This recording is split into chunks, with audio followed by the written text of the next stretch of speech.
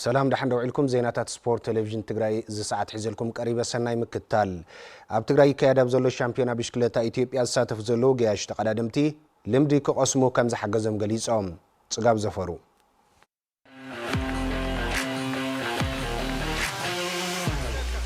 أبي كتما مغلي كايداب زلو شامبيونا بشكلتا ايثيوبيا 2017 عام تمرت يساتفا كاب زلو غانتات كاب كل الاوروميا زمصت غانتا شجر سيتي حنت خوينا بركت مكننن ابب مولاتان ابالات اتا غانتا يوم لتوددر اب تግራይ مكيادو زبلص عقمم كريون بقصالነት ልምድ በመውሰድ ጠንኪረን ክሰርሑ ከም ዝሕግዞም ይገልጹ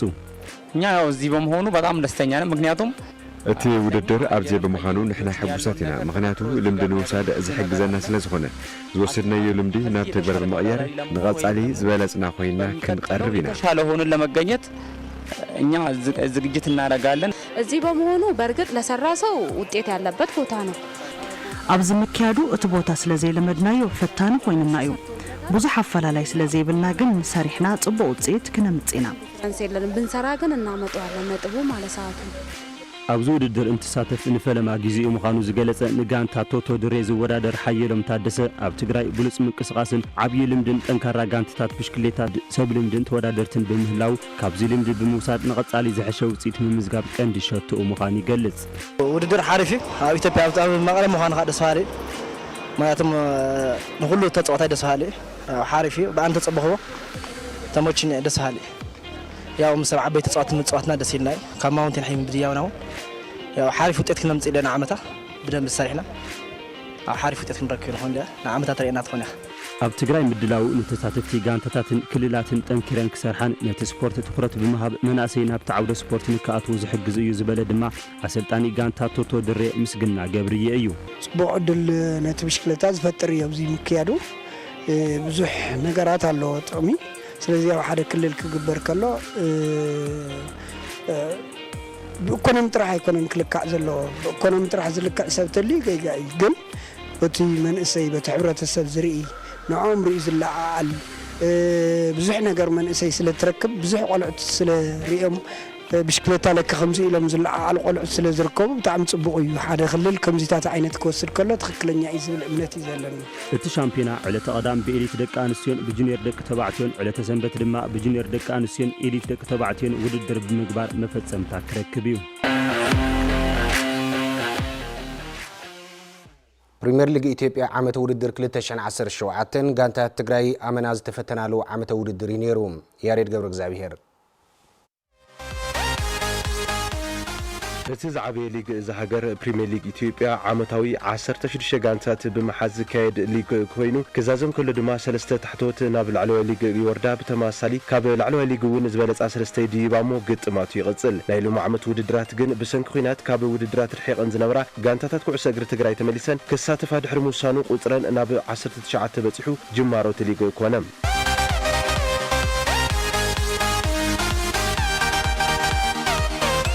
ኣብ ፕሪሚየር ሊግ ኢትዮጵያ ንምስታፍ ምድላዋተን ዝጀመራ ጋንታት ትግራይ ድማ ከም በሓድሽ ሙሉእ ቅርጽ ሒዘን ንምእታው ናብ ፌርማ ተጻወትን ኣሰልጠንትን ዝወፈራ ኮይነን መቐለ ሰብዓ እንደርታ ንዳንኤል ፀሃየ ስሑል ሽረ ንጌታቸው ዳዊት ወልዋሎ ዩኒቨርሲቲ ዓዲግራት ድማ ንኣሸናፍ በቀለ ኣሰልጠንትን ገይረን ቆጸራ ድሕሪ ምቁጻር ኣሰልጠንቲ ናብ ወፍሪ ፌርማ ተጻወትን ፈሰስ ገንዘብን ኮነ እቲ ዝግበር ዝነበረ ፌርማን ኣካይዳን ጋንታት ትግራይ ኣብ ደገ ትኹረት ዝገበረ ንውሽጣዊ ጸጋታት ዘግለለን ልዕሊ ዓቐን ገንዘብ ወጻኢ ዝተገብረሉን ብምንባሩ ብዙሓት ኣሰልጠንቲ ነባራት ተጻወትን ሞያን ኣካይዳ ጋንታታትና ልክ ኣይኮነን ዝብል ርእቶን ቅሬታን ምስማዕ ጀሚሮም እዮም ይኹን ዳንበር ዝሓሰቡ ካብ ምግባር ዓዲ ዘይወዓላ ጋንታት ኩዕሶ እግሪ ትግራይ ክሳብ 500,000 ዝኽፈሎም ተጻወት ምፍራምን ቀጸላ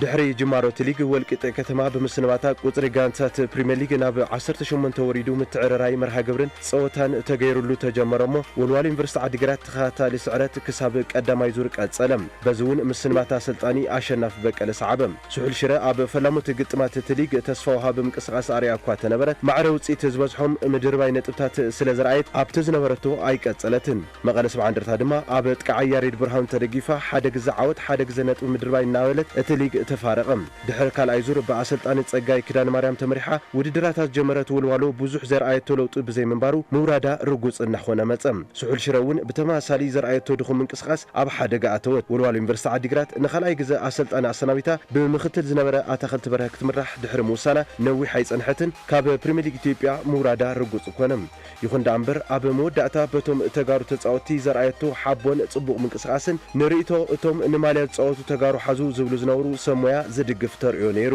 ስሑል ሽረ እውን ቀጺሉ ካብቲ ሊግ ዝወረደት ኮይና መቐለ 70 እንደርታ ክሳብ መወዳእታ ሰሙን ተጸበየት ኣሰልጣኒ ዳንኤል ጻህየ ኣሰናቢታ ካብ ወልዋሎ ዝተፈላለየ ኣሰልጣኒ ጸጋይ ኪዳነ ማርያም ዝቆጸረት መቐለ 70 እንደርታ እውን ካብ ዘሎ ሓደጋ ንምምላጥ ሰለይ እኳ ተበለት ካብ ዝሰገአቶ ኣይወጸትን ምስ ፌርማ ተጻወትን ጥሕሰት ፋይናንሳዊ ሕግን ተታሒዙ ክሲ ኣለና ስለዚ ኣይወርድናን ኣብ ከይዲ ዘሎ ዝብል ርእይቶ ኣካያዲ ስራሕ መቐለ 70 እንደርታ እዩ እቲ ሊግ ዝውስኖ ገና ኣብ ትጽቢት ዘሎ ኮይኑ ጋንታት ትግራይ ካብ ዝፈርሑ ከይወጻ ምስ ኣዳማ ኮይነን ካብቲ ሊግ ተሰናቢተን ፕሪምየር ሊግ ኢትዮጵያ ገና ዝተርፎ ውሳነታት ኣብ ሕጊ ዝረኣዩ ጉዳያትን ሒዙ ተዛዚሙ ጋንታት ኩዕሶ እግሪ ትግራይ ድማ ንተጋሩ ተጻወቲ ይኹን ደገፍተን ከቢድ ቃንዛ ኮይነን ቀጺለን